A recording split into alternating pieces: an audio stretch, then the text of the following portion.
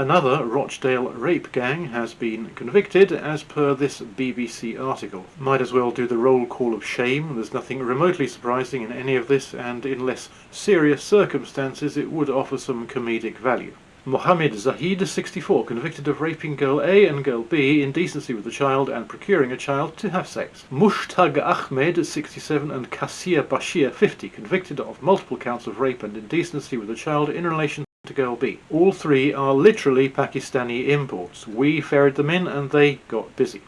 I don't know if the others are first generation or whatever. Rahiz Khan, 39, convicted of a single count of rape against girl A. Mohammed Shahzad, 44, Naheem Akram, 48, and Nissa Hussain, 41, convicted of multiple counts of rape against girl A. Point number 1. Out of the 7, 2 are named Muhammad. I make that 30% who are named after the Prophet of Islam. Point number 2. Are you kidding? Mohammed Shahzad would appear to have a cockroach growing out of his left eye. And Mohammed is in fact going to be the star of this video. That is Rahiz Khan, and I don't even know where to start there, so I will remain politely silent.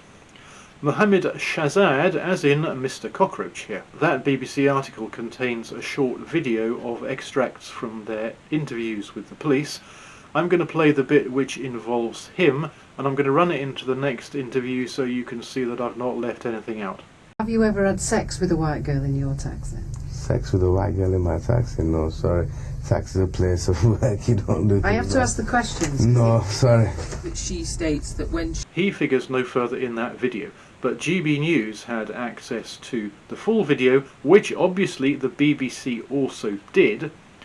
And it turns out that the BBC did some editing which relates to that white thing that he's got placed on the table in front of him. And the full video reveals the nature of that object as an Islamic skullcap. Now, have you ever had sex with a white girl in your taxi? Sex with a white girl in my taxi? No, sorry. Taxi is a place of work, you don't do things. I have to ask the questions. No, sorry.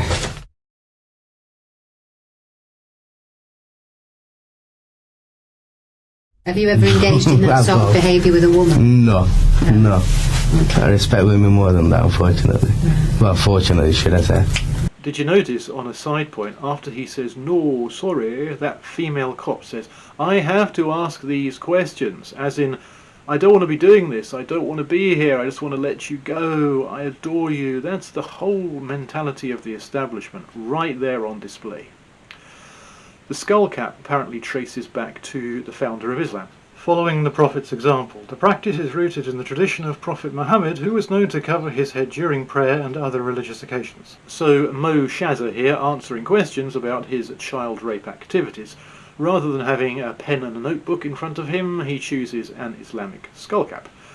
And during the process he puts on this part of his Islamic armour, for reasons we have to guess at, but presumably are along the lines of, I am protecting myself by embodying the Prophet of Islam, I am shielding myself from you with Islam. Mo knows a lot more about Islam than I do, and not only does he see no contradiction between his gang activities and Islam, he sees them effectively as one and the same thing. The BBC, for reasons best known to them, decided to edit that footage out of the video that they published. And you can check that if you want to. You can go to the article and play the video towards the bottom. Their reasons are obviously best known to themselves, but it's not hard to speculate that they thought a gang rapist saying, I am a Muslim, to the world somewhat undermines some fairly core messaging, like Islam is a religion of peace, diversity, diversity, diversity, and please don't make a fuss about Muslims replacing you or they'll just start blowing themselves up. So in that spirit, share this clip. I've put it on Twitter there. The link is in the description box of this video if you're watching on YouTube, and if you're watching on Twitter then it's somewhere else not too far down the page, or possibly in a follow-up comment. He is, of course, only one man, but you can be sure that he's representative of an awful lot of them when he doesn't feel in the slightest embarrassed on behalf of Islam for his behaviour as a Muslim, and he shouts it out to the world. I am Islamic and this is what I do.